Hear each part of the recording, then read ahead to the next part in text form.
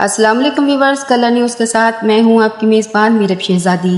ناظرین، ہم بچپن سے ایک بات سنتے آئے ہیں کہ قربانی کے جانوروں کی قربان ہونے سے پہلے ہی پتہ چل جاتا ہے کہ اس نے قربان ہونا ہے اور وہ بے چین ہو جاتے ہیں، لیکن یہ تصویر قربانی کی اونٹنی کی نہیں بلکہ ایک ظلم کی تصویر ہے۔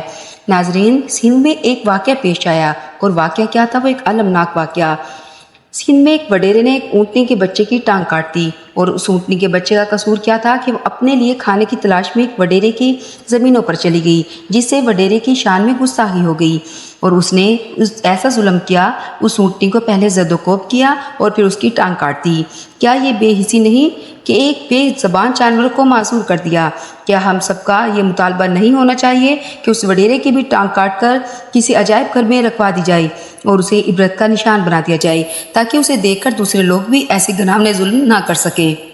اس اونٹنی کے بچے کی رونے کی تصویر وائرل ہوئی تو جہاں سب لوگوں نے دیکھا تو لوگ دیکھ کر تڑپ گئے کہ یہ عذاب لانے کے لیے کافی ہے۔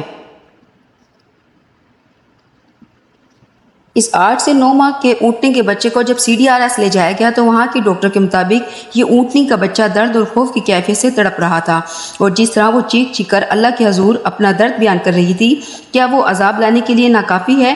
یاد رکھیں، حضرت صالح علیہ السلام کی اونٹنی کو قتل کرنے والے صرف 4 لوگ تھے اور عذاب پوری قوم پر آیا تھا۔ اب اس ظلم پر اگر ہم سب خاموش رہیں گے تو ہم سب بھی عذاب کے مستحق ہوں گے۔ معروف اینکر پرسن اونٹنی اقرار الحسن کے مطابق اونٹنی کے مالک کی تصویر وائرل ہوئی تھی، جس میں اس نے کٹی ہوئی ٹانگ ہاتھ میں اٹھا رکھی تھی، لیکن وڈیرے کے خوف سے اس نے کسی بھی طرح کی کارروائی نہیں کی۔ لیکن ایک ادارے CDRS نے اس کے مالک کو اس کی رقم ادا کر کے اپنے شیلٹر ہوم لے آئے اور اس کا علاج شروع کر دیا، اور ان کے مطابق اب وہ کافی بہتر محسوس کر رہی ہیں۔ لیکن ایک اور خبر وائرل ہوئی کہ اونٹنی کی مصنوعی ٹانگ لیبیا اور انڈیا سے منگوائی جا رہی ہے، لیکن یہ غلط خبر ہے، ایسا کچھ نہیں ہے۔ اونٹنی کی مصنوعی ٹانگ کا انتظام CDRS نے ہی کیا ہے۔ معروف اینکر پرسن اقرار الحسن نے CDRS سے رابطہ کیا اور ان سے درخواست کی کہ اگر آپ لوگوں سے اس اونٹنی کے ٹانگ پر ہونے والے خرچے کو میرے ذمہ لگا دیں تو میں سمجھوں گا کہ میں نے اپنے حصے کا رول پلے کیا۔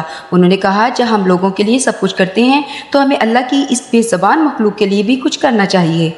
اللہ تعالیٰ نے نہ صرف انسانوں کے ساتھ بلکہ جانوروں کے ساتھ بھی حسن سلوک سے پیش آنے کا حکم دیا ہے، اور ان کے ساتھ شفقت سے پیش آئیں۔ ہم سب کا یہ مطالبہ ہونا چاہیے کہ اونٹنی کا مالک اس وڈیرے کے خلاف کارروائی نہیں کرنا چاہتا، لیکن ہم سب کو اس ظلم کے خلاف کھڑا ہونا چاہیے اور اس وڈیرے کو ایک عبرت کا نشان بنانا چاہیے۔ اگر آپ کو ہمارا چینل پسند آئے تو پلیز لائک اینڈ سبسکرائب کر دیجیے گا۔ شکریہ۔